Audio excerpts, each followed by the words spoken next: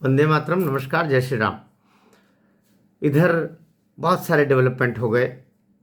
अजीत पवार का जाना हो गया, यूजीसी की गाइडलाइन पर सुप्रीम कोर्ट द्वारा रोक, यह एक कार्य हो गया। लेकिन हमें फरवरी के तीसरे सप्ताह की फिर से प्रतीक्षा शुरू हो गई, जबकि दिशा सालियान के केस की मुंबई हाईकोर्ट में हियरिंग होगी। हमारे पास और कोई ऑप्शन नहीं है। कुछ बंधु कहते हैं कि अब क्या होगा, अब क्या होगा, लेकिन हमारे पास we are optionless. That's why we have only one option and that is judiciary. तो वही हमको जाना होगा और वही हम जा भी रहे हैं और वही हमको रेमेडी मिलेगी भी। अभी के हिसाब से जब अजीत पवार का, क्योंकि ये सदैव स्मरणीय बात है कि राजनीतिक सामर्थ्य जब तक ठाकरे परिवार का खत्म नहीं होता है या कम नहीं होता है और उसका भविष्य राजनीतिक रूप से अंधकार में नहीं होता है, तब तक रेमेडी की धीमी गति रहेगी। रेमेडी तो मिलेगी तब भी। इसको सदैव भरोसा रखें, हमें उपचार मिलेगा, हमें न्याय मिलेगा, हमें निश्चित रूप से आज नहीं तो कल वो उपचार मिलेगा। वहीं से हमारी जीत होगी और दिशा सालियान को वहीं से न्याय प्राप्त होगा और उसके बाद में सुशांत सिंह न्याय राजपूत को भी मिलेंगे, क्योंकि ये दोनों इंटरकनेक्टेड है। हम लोग इसकी बात करते रहें।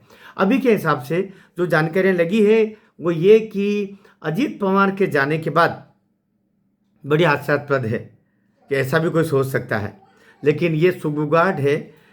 छोड़ा गया है अभी संजय था ना, एक संजय, अभी संजय राउत जी को छोड़ा गया है ये पता लगाने के लिए, ये टो लगाने के लिए कि क्या जो 65 हमारे पास में अभी बीएमसी के पार्षद है, उसमें अजीत पवार के तरफ से कोई हमको कॉपरेशन मिल सकता है क्या, कोई टूट फूट हो सकती है क्या। बल्कि ये संभावना टटोली जा रही है कि क्या ऐसा हो सकता है ताकि जो एमएनएस के 5-6 है और बाकी कुछ ऐसा होकर के बात बन जाए।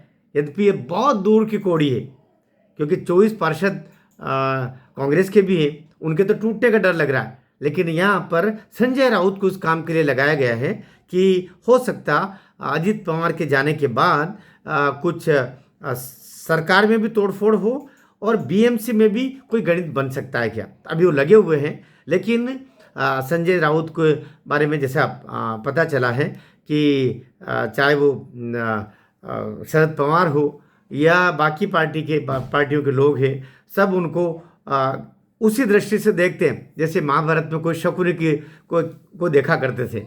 इसलिए भरोसा नहीं है, लेकिन वो अपने प्रयास में लगे हुए हैं। अभी एक तरीके से मौन धारण किया हुआ है आदित्य ठाकरे ने, जो हमारी जानकारी है उसके हिसाब से मौन धारण किया हुआ है। अभी आदित्य बिल्कुल चुप रह करके, और पता नहीं कोई प्लान में है ऐसा बताया जा रहा है। अब वो प्लान क्या हो सकता है ये तो पता नहीं है, लेकिन उसके बारे में पता करने की मैं पूरी कोशिश करूंगा कि आखिर आदित्य ठाकरे का अगला प्लान क्या है। क्योंकि अगला प्लान तो चूंकि सबकी निगाहें लगी हुई है, तो नया शिकार तो वो करने की स्थिति में है नहीं।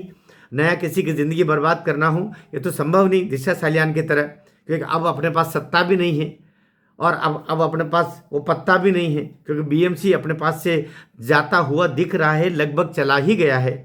ऐसी अवस्था में पूरी कोशिश होगी कि संजय राउत से कुछ न कुछ ऐसा जुगाड़ करवा लिया जाए, या तो बीजेपी में शामिल होने का मामला करवा लिया जाए और वहाँ उधर देवेंद्र फडणवीस जी को टका सा जवाब देने का बोल दिया है अमित शाह जी के द्वारा कि इसको बिल्कुल अपने दरवाजे के देरी के अंदर मत आने देना, उद्धव ठाकरे आदित्य ठाकरे को।